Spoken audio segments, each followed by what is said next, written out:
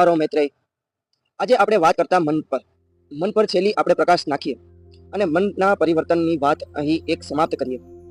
મન પર કેવી રીતે કાબુ મેળવવો તેના વિશે આપણે એક ચર્ચા કરીએ. આ મન બધી સમસ્યાઓનું કારણ છે અને સમાધાન પણ.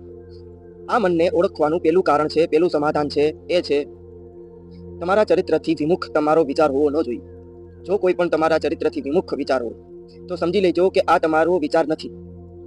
તમારો મન એ ઉપર કાર્ય કરવું જોઈએ જેવું તમારું ચરિત્ર છે. તમારું ચરિત્ર હિંસાવાદી નથી, છતાં હિંસા કરવાનો વિચાર આવે છે. મન વિચાર કરે છે, મન એ એવી રીતે કાર્ય કરે છે કે હિંસા કરો. ત્યારે તમારે એને પ્રશ્ન ઉઠાવવાનો છે કે આ મારું ચરિત્ર નથી તો હું હિંસા કેમ કરું.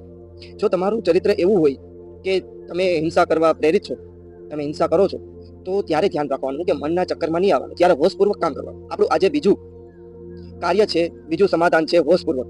બુદ્ધે હોશ કીધું છે, મહાવીરે એને વિવેક કીધું છે અને નાનકે એને હુકમ કીધું છે કે કેવી રીતે આપણે મન પર કાર્ય કરવું જોઈએ હોશપૂર્વક.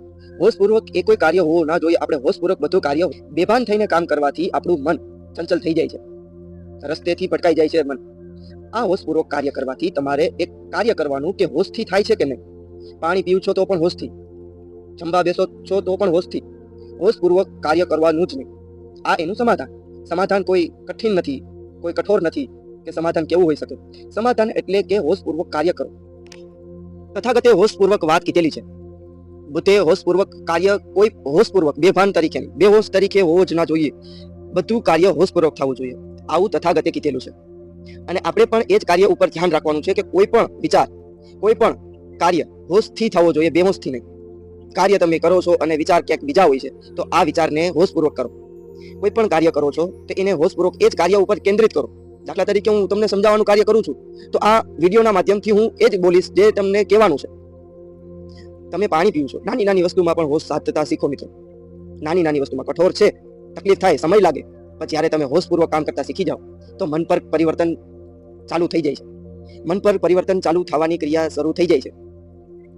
થોડીક પ્રયત્ન કરવાથી આ કાર્ય સંભવ છે. તમે પાણી પીવું છો તો ફક્ત પાણીના જ વિચાર, હું પાણી પીવું છું તો ફક્ત પાણી જ પીવું છું. આ કાર્ય કરો. જમો ત્યારે જમવા સિવાય કોઈ કાર્ય ન હોવું જોઈએ તમારું. કોઈ પણ ક્રિયા કરો છો તો એ ક્રિયામાં એટલા ડૂબી ન જાઓ, એટલા મજગૂર ન થઈ જાઓ કે એ કાર્ય કરવાથી તમને તકલીફ પડી જાય. એ કાર્ય કરો છો એના સિવાય કોઈ બીજું કાર્ય તમને યાદ આવે છે, કોઈ બીજું કાર્ય તમને મન વિચલિત કરે છે, ત્યારે સમજવાનું, ત્યારે તમારે યાદ રાખવાનું કે હોશપૂર્વક કાર્ય કરતા નથી. આ હોશને સાધતા શીખવાનું આપણું પરિવર્તન હોવું જોઈએ. મન પર કાબુ કરવાનું મુખ્ય પરિવર્તન, મુખ્ય હેતુ એ છે જે તમે હોશપૂર્વક કાર્ય કરો. ચાલવા જાઓ ત્યારે ચાલો, બીજો કોઈ વિચાર ન આવવો જોઈએ. પ્રયત્ન કરવાથી વિચારને રોકો નહીં, વિચારને કાબુમાં ન મેળવો. વિચાર તમારા શળભંગુર થઈ જાય જ્યારે તમારે હોશપૂર્વક કામ કરતા શીખી જાઓ. એટલે જ કહું છું કે હોશપૂર્વક કાર્ય કરતા શીખો.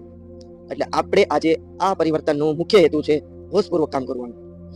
બેહોશ થઈને નહીં. જે કાર્ય કરો છો તેના ઉપર જ કેન્દ્રિત હોવું જોઈએ તમારું મન. બીજું જો વિચાર આવે તો સમજી લેજો કે આ ભ્રમિત કરે છે. હું જમવા બેસું છું, હું તમારી સાથે વાત કરું, આ વાત કરવામાં વાત જ થવી જોઈએ. જમવા સમયે જમવું જ પડે. જમવા સિવાયનો જો કોઈ વિચાર આવે છે તો એ સમજી લેવાનું કે આ મન કરાવે છે. ના, મન ચંચલ છે, એક જગ્યાએ સ્થિર રહેતું નથી. એ પણ સતત પરિવર્તનશીલ થતું જ રહે છે. તો આપણે આ પેલું કાર્ય કરવાનું છે, હોશને સાધવાનું.